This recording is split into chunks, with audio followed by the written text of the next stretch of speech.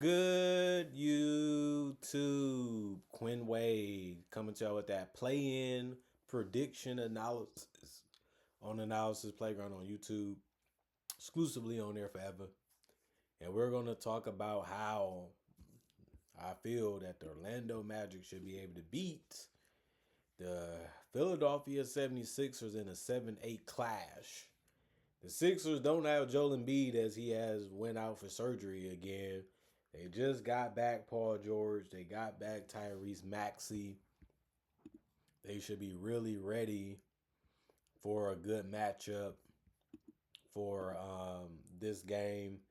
And obviously, they would like to have their better players available to them, but not the case in this one. Their roster is just decimated. And now they just have to figure out how to win one more game to possibly be locked in to the 7th seed.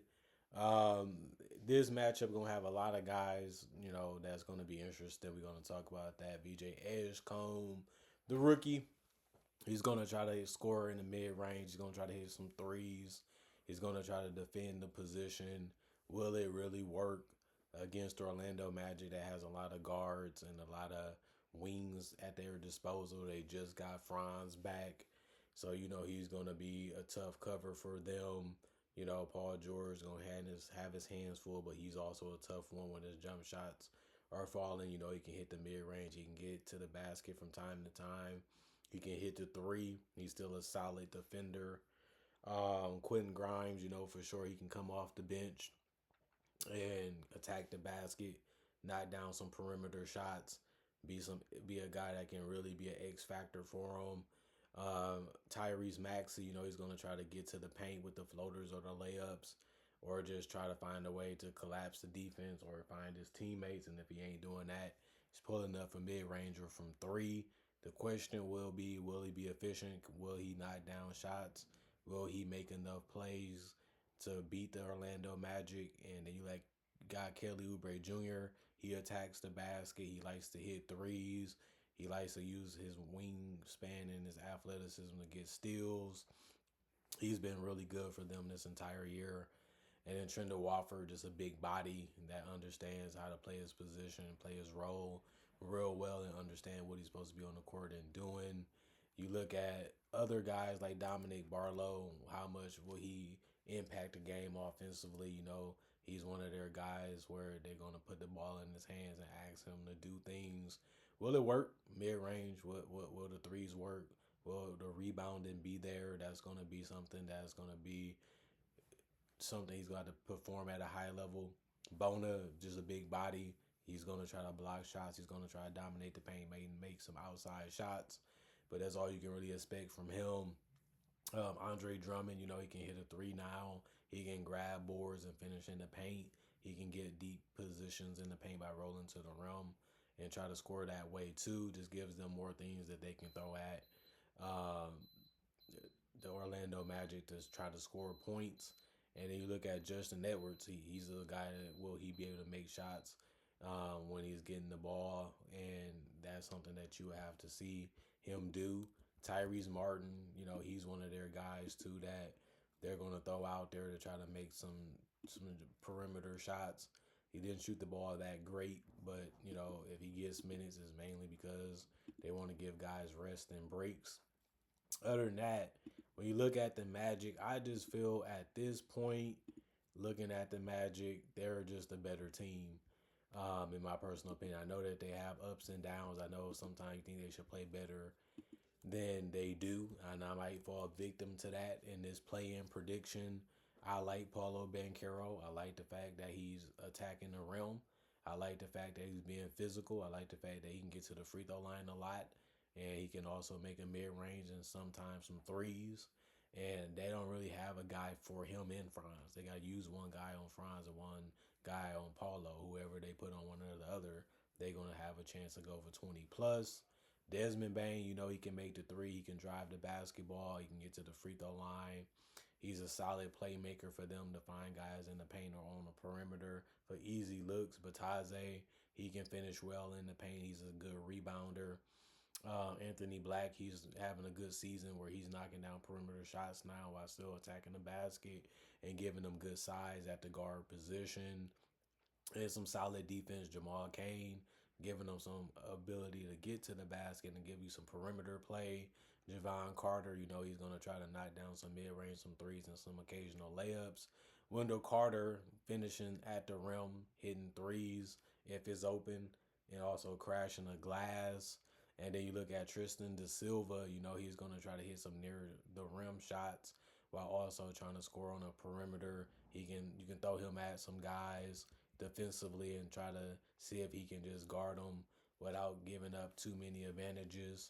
And then you look at Jonathan Isaac, you don't really know what he's going to really give you sometimes offensively or defensively, but that's something that you might get, that you might want from him, is the unexpectedness. He might have a big one, he might have a decent one. You don't really need him to do too much since your starters are healthy. You just need him to come in and guard his position and just try to do the simple things. And then you look at Noah Pinda. He's a big body. He understands how to use it, and that's on both ends of the court. And then you look at Jason Richardson. He just wants to come in and shoot some jumpers, some mid ranges, some threes, mainly threes, and they're going to give him a slow burn. And then you look at Jalen Suggs. He's a defender. He can get steals. He can apply that to get blocks. He's going to try to make it tough on Maxi. They're going to throw multiple guys at Maxi. They're going to try to get the ball out of his hands. Will guys from Philly be able to make shots from the perimeter? Will they be able to do it throughout the entire game? We know Suggs can get a three. Sometimes he's hit or miss. He also can get to the basket. He also can create transition opportunities, and that's something that you have to love about him. And then you look at Franz. He's a big body. He can get to the mid range. He can get to the three. The question is, will he be able to make them? If not, he can get to the rim and finish real well and get to the free throw line. You just want to see him do it efficiently. And then you look at Maurice Wagner. He's a big guy, big body, provides space and provides size, provides screen setting. All these guys know how to play with each other now. All these guys know how to get the best out of each other.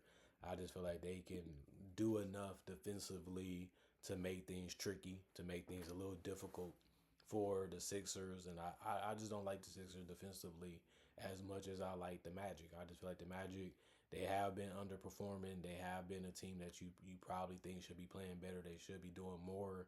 They have so many guys. When you look at the roster, he can play, he can play, he can play, but they haven't been able to do it enough at a high level, to win games consistently. They compete. And one minute they look like they could be a serious threat to people and in the Eastern Conference, and then they have other games where the game just slips out of their hand, or they can't make enough shots, or their defense ends up breaking down and gives teams opportunities to get back in games or close them. And I don't really see Philly as one of them teams. I mean, if Maxi has a big night with some other guys helping out, I can see that happening. But with the guys that they can throw at Maxi and the things they can do to try to shrink the court and make things a little bit tougher for their perimeter players, I think since they don't have a guy that's in the paint that can dominate or make them be paid or paid for helping or double teaming, it's just going to make other guys have to work hard for their baskets. I just like the fact that Orlando, to me, have better shot makers. They have better guys that can hit shots compared to a team like Philly. So the defenses should be there. The offense should be there enough to beat Philly. This, like I said, this isn't Philly with Joel Embiid. This is Philly with a bunch of perimeter guys that's hit or miss with the jump shot. And if it goes in, you in for a rough night. If it's okay, you got a good shot. And if you defend and play hard, you have a better shot of winning this one a little comfortably. And like I said, the Magic and the Sixers both put themselves in this position. They had a lot of chances to win a lot of games. They had a lot of chances to avoid the play-in, but they both find themselves there. They still have a shot to make the playoffs, but like I said, I'm going to have to go with the Magic on this one. I just like them. I feel like they're just a better team on all four corners. I feel like they can do a little bit more than what the Sixers can do. They have a lot more to work with, and if they really come out and defend the way that they should be able to have a little slight of advantage to be able to get some other opportunities from their defense and some tough shots here and there, some free throws. and then be able to knock enough of their threes and mid ranges down enough to win this one by 5, 7, 8 points, maybe 10, 12. And that'd be enough for them to win the first time that they play against the Sixers. The Sixers are seventh and Orlando is eighth. So, they gonna have to do it again, I believe. So we'll see what happens with this playoff prediction. Let me know what y'all think. Do y'all think Orlando going to lose it? Is Orlando not as good? Or do y'all think Philly is better? They have an all-star that they feel that can really take over the game, can really get what he want. Will that be enough with good shot making from and playmaking from the supporting cast on Philly, or do y'all feel like the team that's just better roster wise and more healthier and still have a lot of guys that's tough to cover and a lot of guys that's tough to guard and some guys that get in on their own as well more than what Philly has should be the key and the reason why they win this game. I do. Let me know what you think. Comment, like, subscribe, share. Hit the notification bell to get that analysis when it first come out. Y'all stay blessed up. Y'all stay good. Peace. And I'll see y'all later today with more analysis.